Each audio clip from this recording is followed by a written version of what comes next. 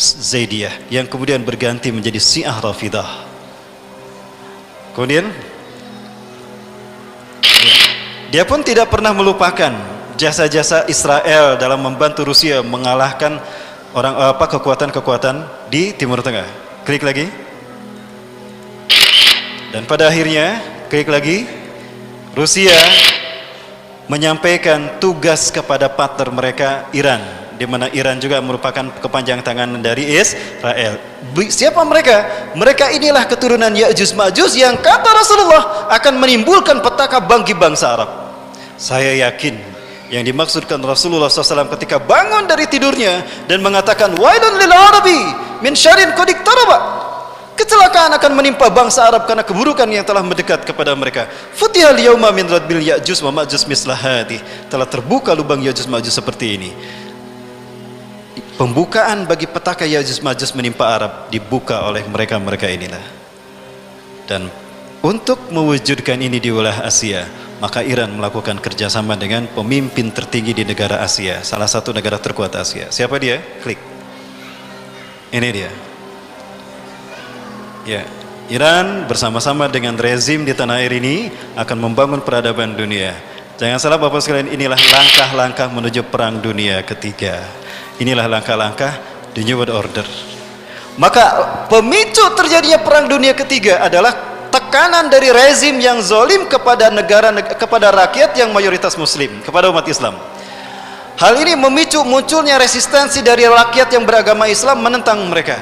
Di saat itu rakyat sadar kalau virus demokrasi ternyata adalah virus yang membahayakan bagi umat Islam, dan dia telah ditunggangi oleh rezim untuk semena-mena menekan dan membantai rakyatnya sendiri. Ini akan menjadi faktor terakhir yang memicu perang dunia ketiga. Bapak Ibu, berikutnya Qatar. Ini waktu kita singkat ya Bapak Ibu. Jam 5:30 ini ya. Masih ada waktu panitia? Sampai jam berapa? Oh selesai. Iya selesai Bapak Ibu sekalian. Baik, lain waktu kita sambung lagi Bapak Ibu ya. Lain waktu kita sambung lagi. Khusus untuk Qatar. Bapak Ibu, dulu Suriah. Sebelumnya saya bahas kenapa Suriah dikuasai secara cepat. Yang dikedepankan bisa siapa saja. Isunya bisa terorisme. Isunya bisa ada fraksi-fraksi jihad di sana. Tapi sebetulnya intinya Suriah dihancurkan karena mereka yakin Nabi Isa tidak lama lagi akan turun di Aleppo. Ingat Rasulullah bersabda, "Taqarrabaz zamanu linuzuli Isa bin Maryam fiikum." Sungguh telah dekat turunnya Isa bin Maryam di tengah-tengah kalian. Ya Kang, nuhun Kang. Enggak apa-apa duduk situ juga Kang. Ya, telah dekat waktu turunnya Isa bin Maryam di tengah-tengah kalian. Hakaman adlan, sebagai hakim yang adil. Fayaksirus soliba, beliau akan menghancurkan salib. Wayaktulul hingzira, beliau akan membunuh babi. Wayadaul jizyah, beliau akan menghapuskan pajak. Alhamdulillah, kabar gembira. Kalau amnesti pajak, kabar gembira bagi para pengusaha, bagi para konglomerat. Tapi ini kabar gembira bagi kita. Nabi Isa akan menghapuskan pajak, kata Rasulullah. Kita nggak usah bayar pajak nanti. BPKB motor mobil kita nggak usah dibayar. Gratis nanti. Kapan? Kalau Nabi Isa turun. Maka berdoa Nabi Isa cepat turun ya. Wa yafidul mal hatta la yaqbalu ahadun. Harta akan melimpah ruah sehingga tidak ada seorang pun yang menerimanya. Kita akan kaya raya. Jadi kalau saat ini prihatin, balangsak sing sabar, kemah benghar, iraha nunggu Nabi Isa turun. Ya. Wa yanzilu alal manaratil baida. Beliau akan turun di masjid bermenara putih, di mana itu Syarqiyah Damaskus, di Damaskus Timur. Di manakah Damaskus Timur? Aleppo. Jadi satu-satunya alasan yang logis bagi saya, kenapa Aleppo dibantai begitu saja? Karena mereka yakin kalau Nabi Isa waktu turunnya segera tiba untuk turun di Aleppo. Saat itu umat Islam akan dipimpin oleh Imam Mahdi. Mereka cari kemana nih larinya Imam Mahdi? Oh, ternyata Imam Mahdi larinya ke Qatar. Kenapa harus Qatar? Satu, Qatar dari dulu terkenal sebagai negara yang rajin memberikan bantuan kepada negara-negara yang terzolimi. Hamas, Afghanistan, Al-Qaeda, perjuangan Al-Qaeda di Somalia itu tidak terlepas dari kontribusi Qatar dalam memberikan bantuan dana. Qatar juga memberikan pintu terbuka lebar, membuka pintu lebar-lebar bagi para pejuang yang mereka tertekan di negaranya untuk tinggal dengan aman di Qatar. Pejuang-pejuang Ikhwanul Muslimin, pejuang-pejuang Mujahidin Hamas Izzuddin Al-Qassam, tidak sedikit mereka yang tinggal di Qatar. Yusuf Qaradawi, Syekh Yusuf Al-Qaradawi, beliau justru membuka kantornya Al-Quds Institution itu di Qatar. Lupakah kita? Rasulullah SAW pernah menyebutkan kalau Imam Mahdi keturunan dari Hasan ini, klannya tinggal di Qatar. Raja Qatar sebetulnya adalah keturunan Bani Tamim. Dalam salah satu hadis Rasulullah bahwa Imam Mahdi Rasul sebutkan sebagai pemuda dari Bani Tamim. Klan Tamim yang terkuat ada di Qatar.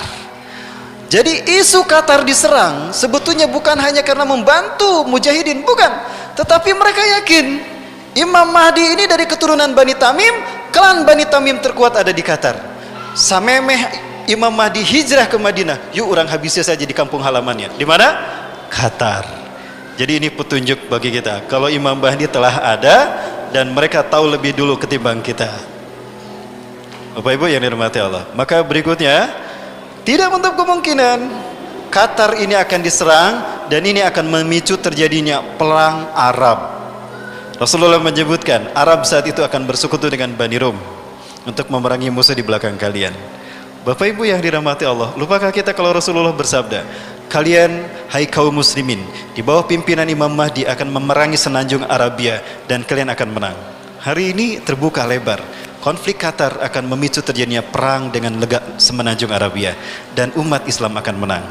Artinya Imam Mahdi tidak lama lagi akan muncul. Allah membukakan di semenanjung Arabia untuk kalian.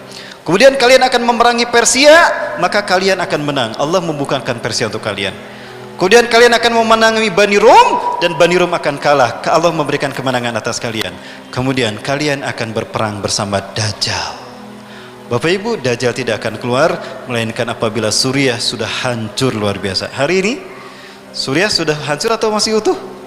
Sudah hancur. Berarti ini petaka, pertanda bahwa Dajjal akan segera muncul di zaman kita. Kapan itu muncul Bapak Ibu sekalian?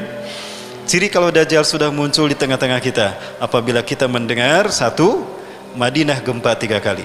Sudah mendengar belum Madinah gempa 3 kali? Belum. Ya. Kang, mau nikah kapan Kang? Cepat Kang, masih nggak keburu. Yang kedua, ciri kalau Dajjal ada di tengah-tengah kita, Raja Suriah akan mengirimkan pasukan untuk membunuh Imam Mahdi. Maka Allah tenggelamkan mereka antara Mekah dan Madinah. Jika kita mendengar nanti ada pasukan yang dikirim dari Suriah, ditenggelamkan Allah di Baido antara Mekah dan Madinah, itu pertanda kalau Imam Mahdi telah ada dan Dajjal ada di Madinah, Imam Mahdi ada di Mekah. Ada kemungkinan Imam Mahdi ini dia mengungsi dari Qatar ke Madinah. Sekarang Qatar bergejolak, ada kemungkinan dia pindah ke Madinah kan? Imam Mahdi tadi. Bapak Ibu sekalian, tidak kemungkinan. Ini sekali luar biasa. Inilah titik-titik terciptanya perang dunia ketiga. Bapak Ibu sekalian, dan hal lain yang akan memicu terjadinya perang dunia ketiga adalah bangkitnya kekuatan Islam dari negara yang berbenderakan merah dan putih. Itu juga kekuatan merah putih ini akan menjadi kekuatan perang dunia. Jangan salah, tidak akan sedikit nanti mereka yang datang ke Indonesia apabila Indonesia chaos. Beberapa mujahidin Timur Tengah berkata kepada saya, mereka mengatakan, ayuhal ikhwati muslimin al-Indonesia, intah dusul mahlaka fi biladikum fantaziru hudurana. Hai Muslim Indonesia, jika perang terjadi di negara kalian, tunggulah kehadiran kami mujahidin seluruh dunia. Bapak sekalian, itu tidak lama lagi akan terjadi. Ingat, para ulama kita sudah dikebiri. Ini akan ada kemungkinan leluasa bagi rezim untuk makin menekan kita umat Islam.